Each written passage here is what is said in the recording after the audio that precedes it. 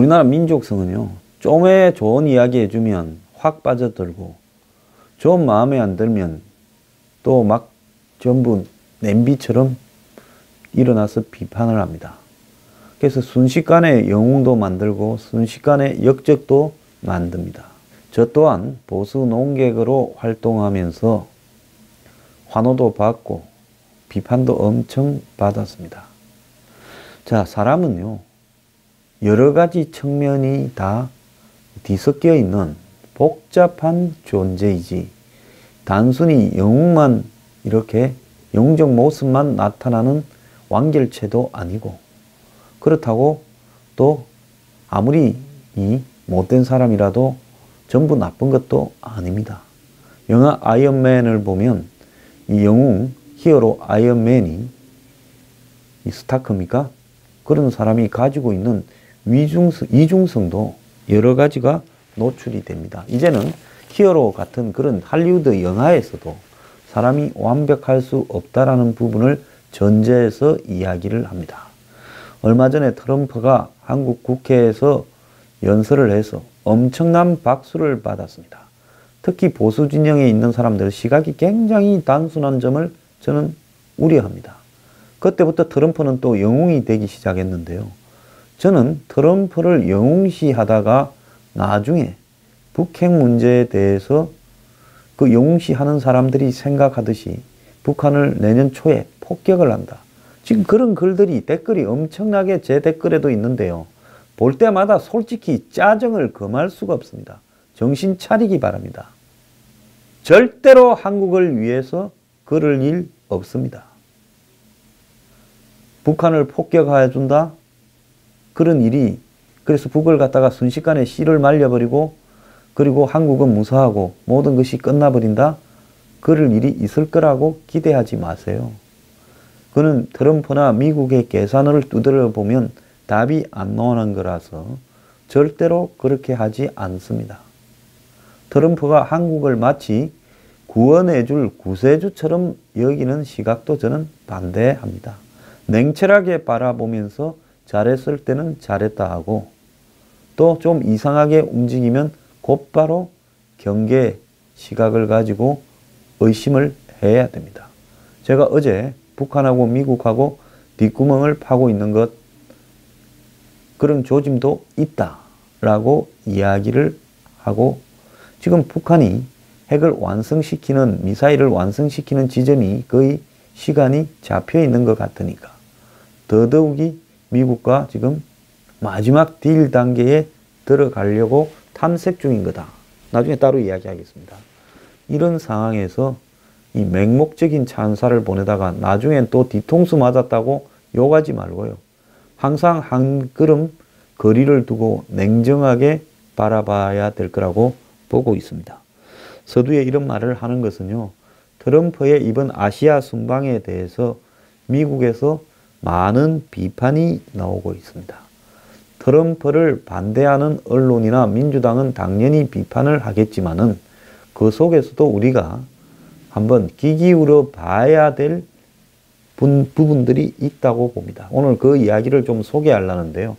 왜냐하면 트럼프가 한국에서 말한 것처럼, 일본에서 한 것처럼 중국에 가서 시진핑을 만났다면 시진핑에게 그 이전에 미국의 국방부나 이런 쪽에서 들려오는 이야기는 북한을 책임지고 제재 압박해서 끝내기를 바란다라고 이 강경한 최후 통첩을 시진핑에게 할 것처럼 보였는데, 시진핑이 무슨 2,500불인가 투자를 한다. 그것도 전부 빈 껍데기입니다. 제가 좀 이따 따로 이야기할게요. 그 말을 듣고는 트럼프가 허지부지 되어가지고는 중국도 할 만큼 했다. 제가 요즘 트럼프 사이 쿠슈너에 대해서 뉴스 브리핑에서 두어 차례 이야기한 게 왜 했는 줄 압니까? 쿠슈너 유태인이고 지금 미국의 로비하는 최대의 중국 로비스트가 키신저입니다. 자, 중국은 그런 사람들을 쓸 때 그냥 쓰겠습니까? 어마어마한 대가가 있겠지요. 자, 그런 부분을 전제로 해서 트럼프가 중국 가기 전에 모종의 그런 메시지들이 이 키신저 쿠슈너 라인을 통해서 트럼프에게 전해지고, 그래서 트럼프가 키신저를 만나러 갑니다. 미국 대통령이 한 40년 전에, 45년쯤 전에 한창이던 사람을 만나러 뭐 때문에 갑니까? 지금 다 죽어가는 사람을 만나러 뭐 때문에 가요? 그거는 모종에, 제가 그때 좀 이상했어요. 그래서 그때 키신저가 주장하는 김정은 체제를 내보내고 북한하고 평화협정을 체결하고 주한미군을 이렇게 철수시키면서 중국의 이 한반도에 대한 기득권을 인정해주는 쪽으로 쇼부, 즉 승부를 바라고 키신저가 주장해온다 말을 하지 않았습니까? 자, 그런데 그 이후에 제가 이런 말을 했던 것을 기억할 겁니다. 원하는 그렇지만은 김정은을 추방하는 것을 뺀 수정된 수정안이 중국의 중재로 미국과 북한의 간에 합의될 수 있다.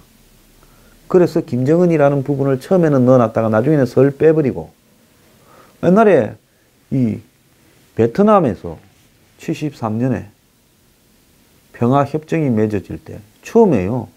초안에는 이 휴전 정전을 하고 난 이후에 베트콩이나 월명의 도발을 막기 위한 강력한 감시 시스템이 들어 있었고, 그걸 합의 안 해요. 또 남베트남을 군을 강화해서 끝까지 지원한다라는 부분도 있었습니다. 그건 미국과 월남 간에요. 그런데 나중에 이런 것은 다 허지부지 되어버리고 그냥 종이 쪼가리 하나에 휴전하고 미군은 철수한다만 남았어요. 그러니까 먹어버린 거 아닙니까? 매사가 항상 그런 안을 특정한 입장에서 제시하는 사람은 일이 진행되면서 내용이 바뀌어 갈 것을 알면서 그렇게 하는 겁니다. 자, 미국 민주당이요. 에이펙과 아세안 회의에서 참석한 트럼프에 대해서 시진핑의 애완견이다. 아시아 순방은 완전히 실패했다. 중국 견제 한마디도 안 하고 중국과 대립하는 동남아 국가들을 옹호도 안 했다. 갑자기 중국과 동남아 국가 사이에 내가 중재하겠다라는 희한한 발언을 했다고 비판을 하고 있습니다. 자, 트럼프가 12일 지금 베트남 다낭에서 열린 에이펙 정상회의를 마치고 시진핑과 더불어서 하노이로 날아왔습니다. 거기엔 베트남 국가주석 전 따이꽝도 있었는데 각기 회담이 있었다고 합니다. 세 사람 사이에. 트럼프는 베트남 국가주석을 만났고 시진핑은 베트남 공산당 총서기를 만났네요. 그런데 이 두 회담 모두 남중국해에서 중국의 지금 패권적 행보로 베트남과 이 중국 사이에 분쟁이 되어 있는 영해 분쟁에서 트럼프가 나는 매우 훌륭한 중재자로 베트남을 도울 수 있을 거라면서 중국과 베트남의 영토 분쟁을 중재하겠다고 말을 했습니다. 아주 잘못된 거죠. 그것은 베트남의 입장에 서서 중국의 이런 패권주의적 영토 침탈을 반대한다라고 분명하게 목소리를 내야 되지요. 이 해역 내에 중국이 인공섬을 조성을 하고 그 난사군도라고 하는 지역 말입니다. 일방적인 영유권 주장 등을 하면서 미국은 이런 중국의 행태를 비판하면서 거기에 중국과 대립하고 있는 베트남, 필리핀 등 동남아 국가들을 옹호해온 것이 기존의 입장이었습니다. 전임 오바마 때부터 계속 항행의 자유, 누구나 그 중국이 임의로 자기 땅이라고 하고 인공 이 환초섬에 세멘트를 갖다 부어서 비행기가 착륙할 수 있는 거대한 인공섬을 만들고 그 주변 바다를 자신들의 영해라고 주장을 하는 행태를 하고 있습니다. 그러니까 섬으로 인정되기도 쉽지가 않은 그런 지역에다가 이 땅을 매립을 해서 섬으로 만들고 거기에 군사기지를 비행장을 만든 다음에 그 주변을 전부 다 우리 땅이니까 지나다니지 말라고 한 부분에 대해서 미국의 전통적인 정책은 누구나 다 그 지역을 지나갈 수 있다는 겁니다. 그러니까 한마디로 베트남 앞바다, 남중국해라고 부르는 그 베트남 앞바다에 거기서부터 어떻게 됩니까? 굉장히 많은 배들이 인도네시아, 말레이시아 사이를 통해서 인도양으로 들어가는 길목이죠. 그걸 중국이 장악하고 있는 데 대한 미국의 이 견제는 미국의 정책이었습니다. 그런데 그걸 갖다가 중재하겠다라고 이야기를 하고 오히려 그 베트남 주석에게 무역 불균형을 해소하기 위해 미국의 미사일하고 무기를 사라고 이야기를 했습니다. 시진핑은 베트남 공산당 서기장과 가진 회담에서 해양 문제를 적절히 다루고 공동 개발을 포함한 다양한 협력을 통해 중국의 평화 안정을 도모하기로 합의했다라고 발표를 했습니다. 시진핑은 이제는 저거가 점령한 거는 이제는 기정사실이고 너네들이 말 잘 들으면 지나다닐 수 있게 해줄게 말한 겁니다. 자, 홍콩의 사우스 차이나 모닝 포스트지는 트럼프와 시진핑의 엇갈리는 행보로 아세안 국가들이 고민에 빠졌다고 보도를 했습니다. 경제적으로는 중국하고 교류가 활발하지요. 이 나라들이요. 그렇지만 안보는 미국에 의존해 왔는데 이제는 더 이상 통하지 않게 됐다는 겁니다. 전통적 우방이라는 미국이 이런 소리를 내면서 아세안 국가들이 미국과 더불어서 안보를 같이 갈 수 있겠는가 하는 고민을 지금 하고 있다는 겁니다.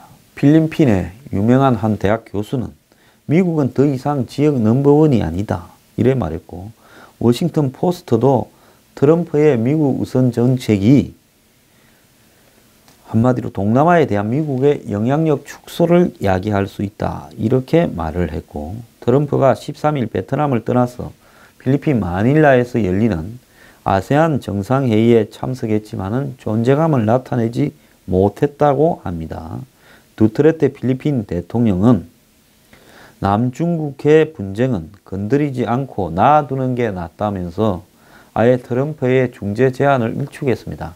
당신 이래 말해봤자 중국한테 우리하고 중재 서는 척하고 중국한테 돈이나 뜯어내고 이럴 거니 그냥 빠지라 이렇게 말을 했다는 겁니다. 중국의 리커창 총리가 필리핀으로 날아가서 그래서 지금 필리핀의 두테르테를 만나가지고 남중국해 분쟁 문제를 또 베트남처럼 적당히 이렇게 정리를 하려고 지금 하고 있는 상황에서 벌어진 일입니다. 그래서 이 슈머 미국 민주당 원내대표는요, 트럼프를 시진핑의 애완견이라고 비판을 했고, 트위터에서 트럼프의 아시아 순방은 완전히 실패작이라 했고, 클래퍼 전 국가정보국 DNI 국장도 CNN에 나와서 트럼프는 중국에서 받은 레드 카펫 환영과 의장대 공식 의전 등에 매우 민감한 것 같다. 그 말은 뭔가 하면 좀 잘 대해주니까 헬렐레해졌다 이런 이야기입니다. 중국인들은 트럼프를 조정하는 것이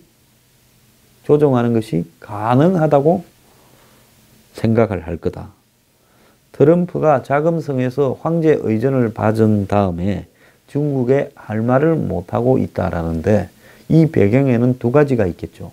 하나는 중국이 투자하기로 했다라는 2,500불에 그걸 가지고 미국에 성과라고 하기 위해서 돈을 얼마 투자하겠다 하니 그걸로 입을 다물었거나, 다른 하나는 키신저 쿠슈너로 이어지는 라인에서 뭔가를 중국으로부터 좀 드셨거나 그래서 사전 작업이 되었거나, 참 기가 찹니다. 미국의 대통령이 이렇게 처신하면 안 되죠. 제가 깨는 소리에서 미안한데요.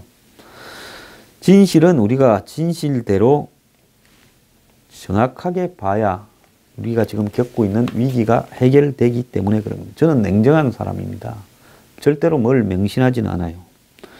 자, 미국이 시진핑한테 받은 선물이 대부분 기존 계약의 재탕이라는 비판이 지금 언론에 나오고 있습니다.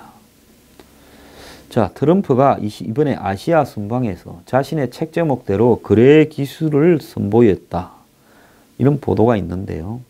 자, 그게 끝까지 실속이나 있었으면 좋겠는데 어쨌든 트럼프는 한국과 일본에서 북핵 위기를 내세우며 수백억 달러의 미국산 무기 판매를 이끌어냈고 중국에서는 통상 압박 카드를 꺼내들어 2,530억 달러, 280조 원의 이 경협과 미국 기업의 중국 시장 진입 문턱을 낮추는 선물 보따리를 챙겼다.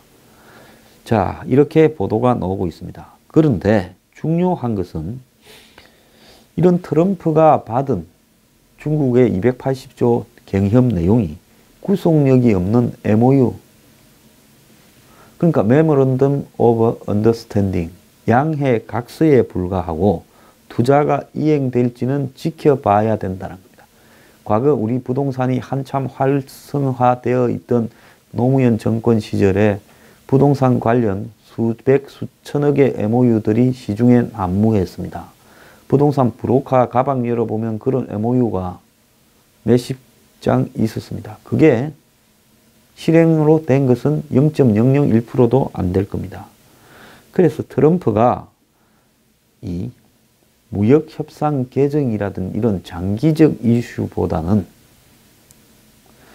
미국 국민에게 당장 눈앞에 보여주는 어떤 커다란 선물을 택하는 경향이 있는데 이거는 러시아 스캔들 등으로 지금 자신의 지지율이 계속 떨어져서 지금 30% 초반대까지 떨어졌다 이야기도 있습니다. 비판적인 미국의 여론을 반전시키고 지지층을 결집시키기 위해서 이런 쇼 행보를 하고 있다는 겁니다.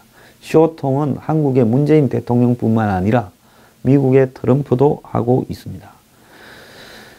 중국 재정부 부부장 주광야오는 10일 미중 정상회담의 경제성과 브리핑에서 자국은행에 대한 외국인 지분 제한을 철폐해서 내국인과 동등하게 할 거라고 중국 시장의 이 은행에 대한 진입 장벽 완화를 이야기를 했고요. 또 정권사와 선물 자산관리사에 대한 외국인 지분 합산도 높여주겠다. 즉 외국인이 중국 내에서 이 지분을 가지는 걸 더 높여주겠다. 이렇게 말을 했고 자동차 수입 관세도 낮춰주겠다. 이렇게 이야기를 했습니다. 그래서 마치 중국 시장에 대한 미국 기업들의 진출을 이렇게 보장해 주듯 이야기를 했습니다. 테슬라 이런 차가 중국 기업과 합작 없이 상하이에 독자 공장을 설립하는 것도 허용해 주겠다 이야기를 한 거죠. 지금 중국이라는 나라 이게 참 못됐어요. 이런 나라가 몇 개가 있습니다. 중동도 그렇고요. 베트남도 그렇습니다. 자기 나라에 가서 뭔 공장을 만들어서 사업을 하려면 빡 중국 기업과 합작을 하거나 투자 제한을 하거나 지분 제한을 해서 또 중국 사람 중에 한 명과 공동으로 또 등록하게 한다든지 이렇게 해서 애를 미겨서 나중에 껍데기만 남기고 다 뽑아먹죠. 한국도 트럼프한테 1조 3천억의 미국 투자와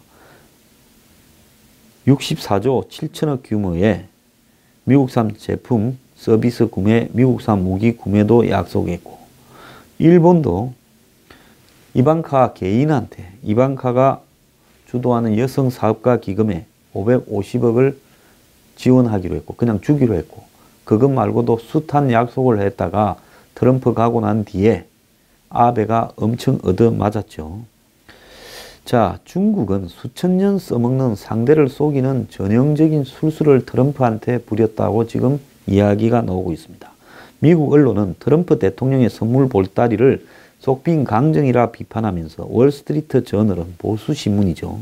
이번 중국 투자 합의는 대부분 기존 계약을 재탕하거나 구속력이 없는 MOU라는 점에서 투자가 실제 이행될지 지켜봐야 된다라고 회의적인 시각으로 비판을 했고 전문가들도 미중 합의가 트럼프의 의중과는 달리 무역 적자를 해소하지 못한다고 비판을 했고 보커스 전 미국의 주중 대사는 중국이 수천 년 동안 상대를 속이는 데 써먹는 전형적인 방식을 이번에도 써먹었고 그 머릿속에는 중국 측이 진지한 대화를 피하려는 의도가 담겨 있는 것이라고 하면서 블룸버그도 점점 커지는 대중 무역 적자를 해결하기 위해서는 이런 일시적인 합의보다는 중국과의 무역 정책에 대한 근본적인 변화가 필요하다는 게 업계의 시각이라고 비판했습니다. 트럼프가 중국과 맺은 협약식 참가자의 말을 인용해서 블룸버그는 항공기, 에너지, 농산물, 생명과학 등 모든 품목에서 중국의 대미 구매 목록을 담은 보따리가 모두 쇼용이라고 이야기를 했습니다. 트럼프가 전형적으로 중국을 불러내서 자기의 쇼통을 한번 한 거다라는 거죠. 먼저 이번에 최대 투자로 보이는 에너지투자공사, 중국 에너지투자공사의 94조 직접 투자 계획은 막상 들여다보면 빚 좋은 개살구라는 겁니다. 중국 에너지투자공사가 미국 웨스트 버지니아 세일가스와 화학제품에 투자하기로 예비합의서를 체결했는데 이 계약에는 미국 기업이 참여하지도 않고 있고 투자 기간도 20년이라는 측면에서 미국에 도움이 될지 의문이라는 거고요. 그러니까 중국 기업한테 미국의 세일가스 부분을 넘겨준다라는 이야기가 될 수도 있는 거죠. 또 49호 전에 파생 투자가 이루어질 알래스카 가스 개발 프로젝트도 최대 경협 품목의 하나이지만 미중 간의 협상 중인 거래라는 부분에서 새롭지 않다라는 거죠. 지금 협상하고 있는 거, 이미 진행되고 있는 거를 거기에 다시 집어넣은 거죠. 재탕이죠. 또 중국 측은 공동성명에서도 알래스카산 LNG 구매 가능성에 대한 관심을 표명하는, 우리가 한번 사볼까 생각 중이다, 그런 말은 누가 못합니까? 중국이 알래스카 가스관을 그렇게 매수를 해서 가스관 개발로 한 10조 가량의 수익이 날 걸로 추정됐지만은 그것도 한 8년 뒤인데요. 이것도 진행되어 오는 일이고 최종적인 계약 여부는 내년으로 미루어져 있기 때문에 이것도 한 10년 안에 이런 일이 이루어질지 의문이라는 거고요. 그래서 이 진행이 되다가 파기될 가능성도 매우 높은 계약이다라는 평가도 나오고 있고, 또 중국의 이 항공기 공사가 미국 보잉으로부터 41조에 달하는 비행기 300대, 항공기 300대를 사들인다라는 이야기도 업계에서는 이미 구문이다라는 거죠. 보잉이 신원이 밝혀지지 않은 구매자로부터 이미 항공기 1000대를 주문받았는데 업계는 구매 수요 대부분이 중국에서 나오고 있기 때문에 그 300대도 그것 내용 중에 하나일 거다, 이렇게 보면서 새로운 게 하나도 없다라는 거죠. 그래서 보잉은 2015년에 시진핑이 미국을 방문했을 때도 380억 원어치의 비행기를 갖다가 사겠다고 했었는데 결국은 그런 정치 행사를 통해 가지고 보잉사의 회사 홍보, 실적을 높이는 데 적극적으로 홍보해 왔다라는 겁니다. 그리고 중국의 휴대폰 제자 회사가 미국 퀄컴으로부터 120억 규모의 반도체를 사들이라는 그 계약도 구속력이 없고 현재 이 진행되고 있는 기업의 주문량과 일치하는 거라서 매년 진행되고 있는 일을 거기에 또 얹었다라고 이야기를 하는 겁니다. 그래서 이번 합의가 트럼프의 의중과는 달리 미국 경제에 전혀 도움을 주지 못하고 결국 트럼프가 무역 공격을 하려는 것을 방지하기 위해서 중국이 현재 진행된 그 말뿐만으로 지금 계약을 하려 한다라는 거, 그리고 이미 했던 거 재탕, 삼탕을 다 끌고 모아서 이렇게 지금 장난을 치고 있는 겁니다.